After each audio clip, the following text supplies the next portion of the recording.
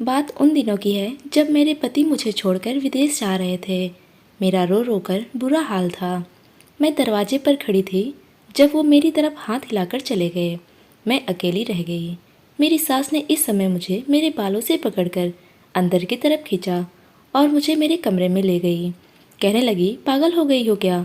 अपने पति के काम पर जाने पर ऐसे नहीं रोया करते, ये बुरी बात होती है। चुप करके बैठो, वरना पता नहीं मेरे बेटे की यात्रा कैसे गुजरेगी। सास ने मुझे डांट दिया। मैं अपने कमरे में चली गई। शाम को उठी तो दिल बोझिल सा था। माँ जी मुझे कड़ी नज़रों से देख रही थी। सर से पाँव तक मुझे यूं घूर रही थी जैसे कुछ ढूंढ रही हूँ। फिर मुझे अपने पास बुलाकर बोली कि लाल दुपट्टा क्यों ओढ़ रखा है, ये तो दुल्हन ओढ़ती हैं। तेरा पति विदेश चला गया है, ये दुपट्टा उतार और जाकर सफ़ेद दुपट्टा ओढ़ ले। ये सब अच्छा नहीं लगता। तेरा पति विदेश में है, तू किसके लिए तैयार होगी? सास की बात सुनकर मेरा दिल परेशान हो गया। भला मेरा पति विदेश ही तो गया था, मैं विधवा तो नहीं हुई थी। मगर सास की जिद की वजह से मुझे उनकी बात माननी पड़ी। मैं अपने कमरे में गई और अलमारी से सफ़ेद रंग का दुपट्टा निकालकर ओढ़ लिया। मुझे ये रंग बिल्कुल भी पसंद नहीं था। बस अपने पति की जिद में कभी कभी सफ़ेद रंग पहन लेती थी, मगर आज मुझे हमेशा के लिए पहनना पड़ रहा था। दुपट्टा ओढ़कर मेरा दिल इस कदर उदास हुआ कि मैं अपने कमरे में ही लेट गई। तभी मेरी सास मुझे आवाज़ देने लगी। मैं तो भूल ही गई थी कि घर का सारा काम भी तो मेरे सर पर ही था।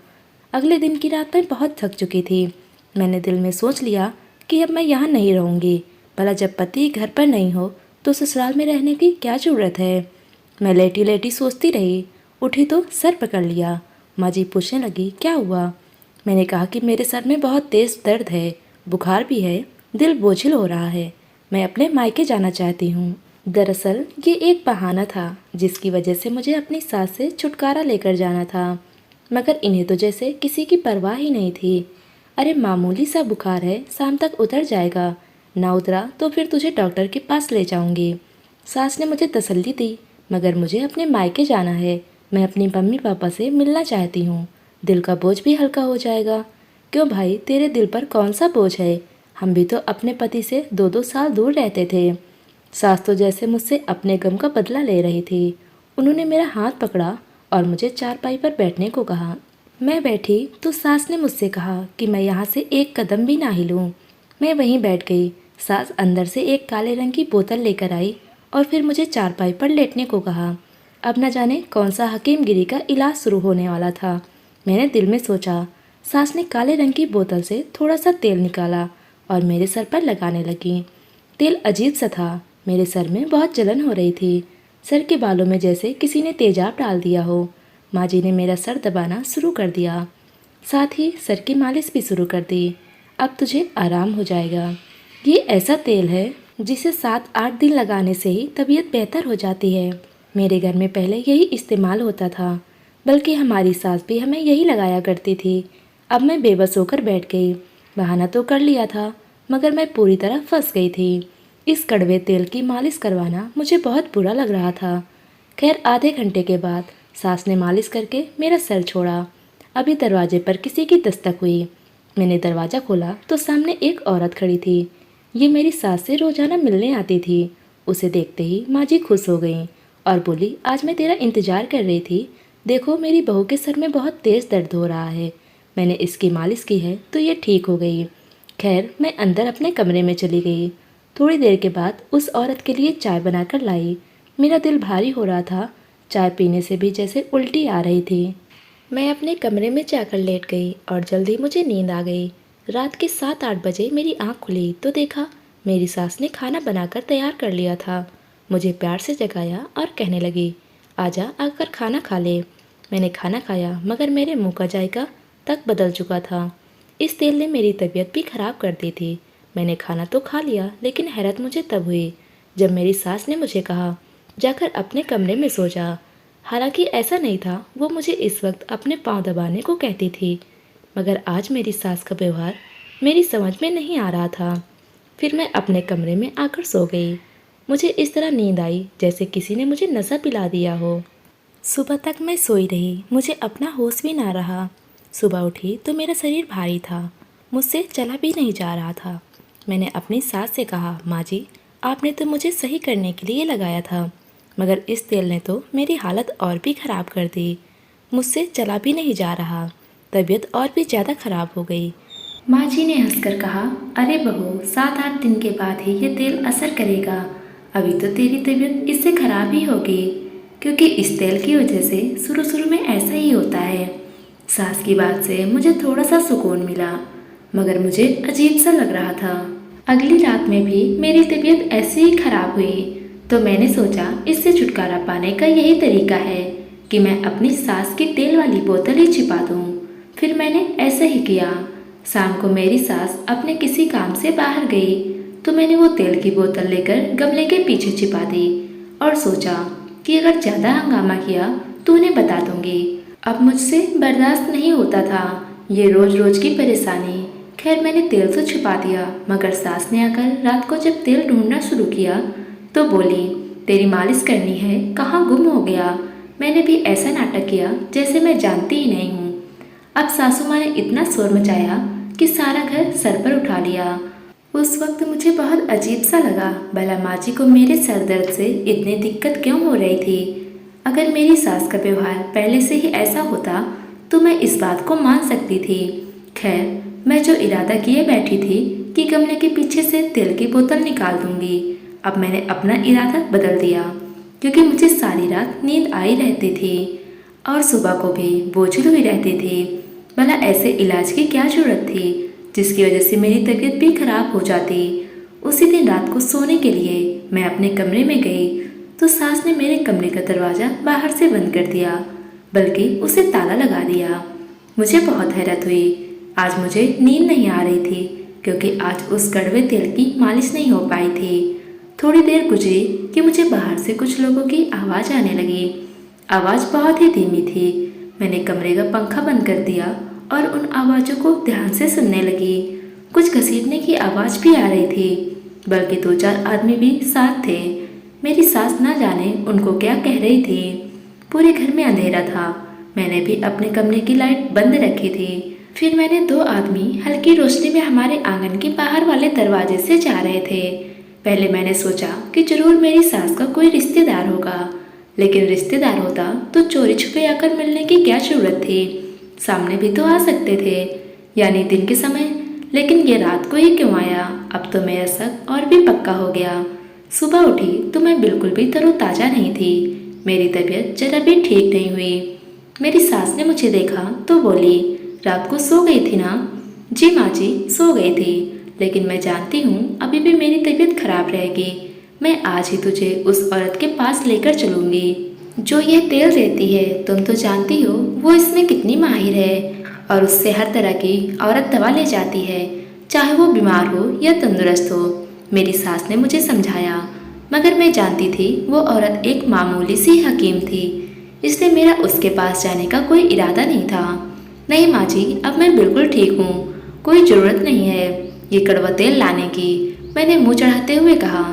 अरे तुझे क्या पता तू ठीक है या नहीं, मैं तेरा पूरा पक्का इलाज करवाऊंगी, तो फिक्र ना कर। शाम को तैयार रहना। माँ जी की बात सुनकर मैंने सर पर हाथ पकड़ लिया। अरे माँ जी, मैं ठीक हूँ, मुझे इलाज नहीं करवाना। ऊपर वाले के लिए मेरा पीछा छोड़ दें। मुझे माँ जी पर गुस्सा आ गया। तभी माँ जी बोली, मेरे साथ जुबान न चला, वरना तेरे पति को विदेश में बता दूंगी। तू मेरी कोई भी बात नहीं मानती। बस यही मेरी एक कमजोरी थी जिसकी माँ जी फ़ायदा उठाती थी। शाम को मैं तैयार हो गई। मेरी सास ने भी तैयारी कर ली और हम उस औरत के पास पहुँच गए।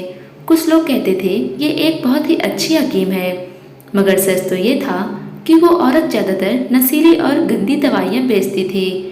मुझे उनकी दवाइयों पर बिल्कुल भी यकीन नहीं था। माँ जी ने उसके सामने मेरा मसला बताया और कहने लगी, मुझे वही तेल दो जो तुमने पिछली बार दिया था। माँ जी की बात सुनकर उसने कुछ समय सोचा और फिर एक लड़के को आवाज़ दी, जो उसी तरह की शीशी लेकर माँ जी के पास आ गई। माँ जी ने शीशी ली और उस औरत का धन्यवाद किया और फिर उसे लेकर घर आ गई। घर आकर वो बड़ी खुश लग रही थी। मुझे यह सब बहुत बुरा लग रहा था। मैंने भी दिल में ठान लिया, आज कुछ भी हो जाए अपनी सास को तेल अपने सर पर नहीं लगाने दूंगी।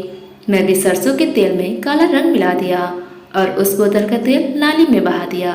सास को शक भी नहीं हुआ कि मैंने तेल में से तेल बदल दिया। रात को उन्होंने मुझे अपने पास बुलाया और मेरे सर की मालिश करने लगी। जब मालिश पूरी हुई तो मुझे थपथपाते हुए बोली, जा जाकर अपने कमरे में सो जा, 7 दिन में तेरी तबीयत बेहतर हो जाएगी। हालांकि मुझे कोई बीमारी नहीं थी, लेकिन सास की जिद के आगे मैं कर भी क्या सकती थी। फिर मैं वापस अपने कमरे में आ गई, मगर मुझे नींद नहीं आ रही थी, जबकि तेल की मालिश के बाद मेरा सर भारी हो जाता था और थोड़ी देर लेटते ही मुझे नींद आ जाती थी। कुछ देर बाद मुझे महसूस हुआ जैसे वही आवाज़ आज भी आ रही है। आज मेरा दरवाज़ा अंदर से बंद था, क्योंकि मेरी सास तो सोच रही थी मैं सो गई होंगी, इसलिए मेरे कमरे का दरवाज़ा बाहर से बंद नहीं था। जब आवाज़ और भी ज़्यादा बढ़ गई तो मैंने उठकर दरवाज़ा खोला, अपने कमरे से बाहर आ गई। देखा तो ये आवाज़ मेरी सास के कमरे से आ रही थी। मैं उसी तरफ गई तो मुझे ये देखकर हैरत हुई कि 2 लड़के मेरे सास के कमरे में बैठे हुए थे और वे उन्हें मेरे दहेज के बर्तन और दूसरी चीज़ें थमा रही थी। लड़कों ने अपने चेहरे छुपा रखे थे, तो क्या ये मेरे दहेज का सामान, ये सोचते हुए मुझे चक्कर से आने लगे। मैं आगे बढ़कर अपनी सास का सामना किया और कहा कि कौन है ये और मेरे दहेज के बर्तन इन्हें क्यों दे रही हैं आप। मुझे देखकर मेरी सास बौखला गई। तू यहाँ कैसे? तुझे कहा था ना कि सो जा जाके।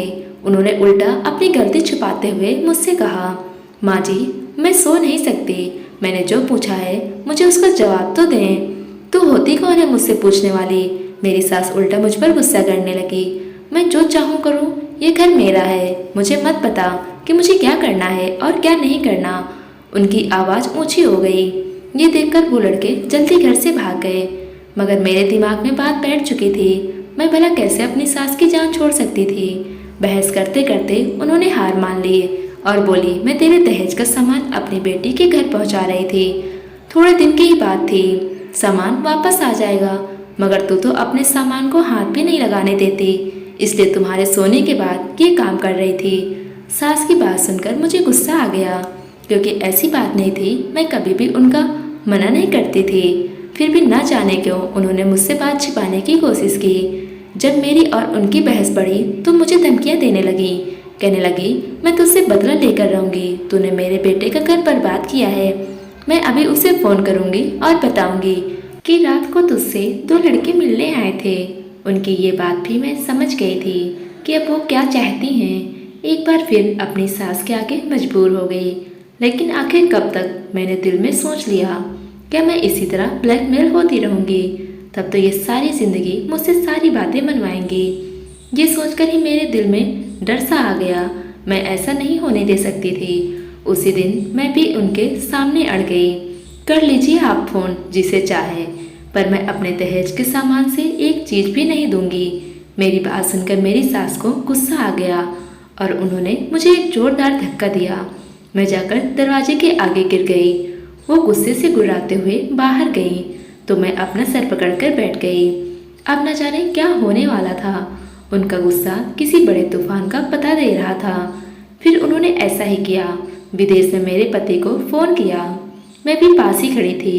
वो मेरे बारे में ऐसी ऐसी बातें कर रही थी जिसके बारे में मैं सोच भी नहीं सकती थी, मगर उनकी बातों में तो इस कदर जहर भरा हुआ था कि मेरे पति भी उन पर यकीन करने पर मजबूर हो गए। मैं उनसे बात करना चाहती थी, अपनी सफाई पेश करना चाहती थी, मगर मेरी सास ने मुझे फ़ोन को हाथ तक नहीं लगाने दिया। मेरा दिल चाह रहा था इस बुढ़िया की हड्डियाँ अलग अलग कर दूँ, मगर इस समय मैं कुछ नहीं कर सकती थी। मेरे पति ने भी मुझे कह दिया कि तुम माँ के मामलों में मत बोलो, मैं तुमसे कल सही से बात करूँगा। मेरा दिल तड़प कर रह गया। वो बहुत ज़्यादा गुस्से में थे। जाहिर है माँ जी ने उन्हें जो बातें कही थी वो सुनने के बाद कोई भी इज्जतदार पति अपने पति को अपने घर में बर्दाश्त नहीं कर सकता। अगले दिन उन्होंने मुझसे फ़ोन पर बात की। मैं समझी कि शायद वो मुझसे हमदर्दी करेंगे, मगर उन्होंने रात भर सोचने के बाद यही फैसला सुनाया कि उनके विदेश जाते ही मैं सही रास्ते से भटक गई थी और उनके पीछे उन्हें धोखा दे रही थी। इस बात ने मुझे आंसू से तर कर दिया। मैं सोच भी नहीं सकती थी कि मेरे पति मुझसे ऐसा व्यवहार रखेंगे। मेरा तलाक हो गया।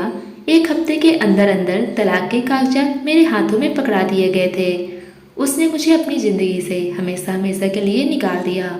मैं रोती हुई अपने माँ बाप के घर आ गई। जाहिर है मेरा कसूर तो नहीं था। अगर मम्मी पापा परेशान हो गए तो मैं भी उनकी परेशानी में अपनी परवाह करने के बजाय उनका साथ दिया। उन्होंने जिस रास्ते के लिए कहा मैंने हाँ कर दी। माँ बाप की मर्जी से शादी करने का फल मुझे ये मिला कि मेरी शादी एक बहुत ही अच्छे इंसान से हो गई, जिसे कमाने के लिए कहीं बाहर नहीं जाना पड़ता था। मैं उसी में खुश हूँ। वो मुझे बाहर घुमाने भी ले जाते हैं। मुझे लगता है मेरी ज़िंदगी पूरी हो गई। मैं भी इसी तरह सुकून से जी रही थी। एक दिन मुझे अपनी मोहल्ले की एक औरत मिली। बातों ही बातों में उसने मेरी सास की बात छेड़ दी।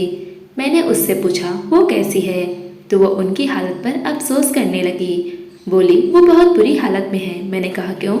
कहने लगी उनको शायद तुम पर जुल्म करने की आदत हो गई थी। जब दूसरी बहू आंचल उनके घर बहू बनकर आई तो बहुत खुश थी, क्योंकि वो बहुत अमीर घराने की लड़की थी।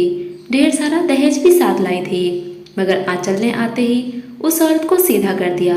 उसकी एक बात न मानती और ऐसी ऐसी बातें अपने पति के सामने करती कि बुढ़िया का बस न चलता।